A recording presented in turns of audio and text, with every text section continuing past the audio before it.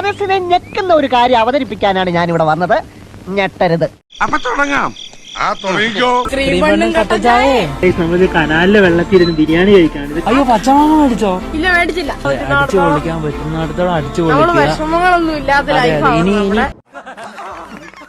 Happy ആയിട്ടിരിക്കണമെങ്കിൽ what is that he loves the most? കനാലല്ലേ ഞങ്ങളുടെ ജീവിതം. അപ്പോ കനാലിൽ വെള്ളം വരിക എന്നൊക്കെ വെച്ച് കഴിഞ്ഞാൽ ഞങ്ങൾക്ക് ഒരു എന്നാ പറയണ ഉത്സവം പോലെ. തന്റെ ആഗ്രഹങ്ങളൊക്കെ നടക്കും, ഞാൻ പ്രാർത്ഥിക്കാം. അതായത് എന്റെ അമ്മയുടെ അനിയത്തിയുടെ മോനാണ് ഇവൻ, എന്റെ ചിറ്റയുടെ മോനാ ഇവൻ. പക്ഷെ പലരും വിചാരിച്ചോണ്ടിരിക്കുന്ന സ്വന്തം അനിയനാ. ഭയങ്കരമായ ആള്.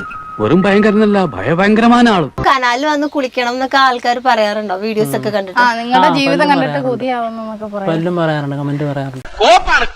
കഞ്ഞി കുടിക്കാൻ വകയില്ലെങ്കിലും ബാധ്യത്തിനൊന്നും ഒരു കുറവില്ല. ഹലോ ക്രീം കട്ടൻ ചായ.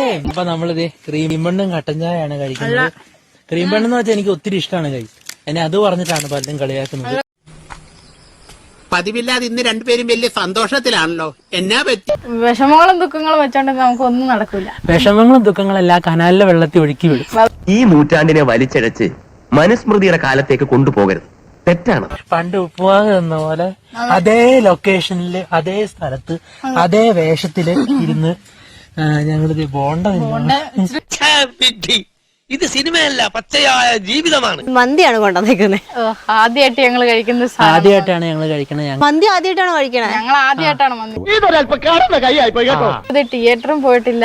അതെ, തിയേറ്ററിൽ പോയിട്ടില്ല ഇതുവരെ. തിയേറ്ററിൽ പോയിട്ടില്ല, മന്തി കഴിച്ചിട്ടില്ല, വേറെ എന്തൊക്കെ ചെയ്തിട്ടില്ല. ഇപ്പൊ ട്രെയിനിൽ കയറിയിട്ടില്ല.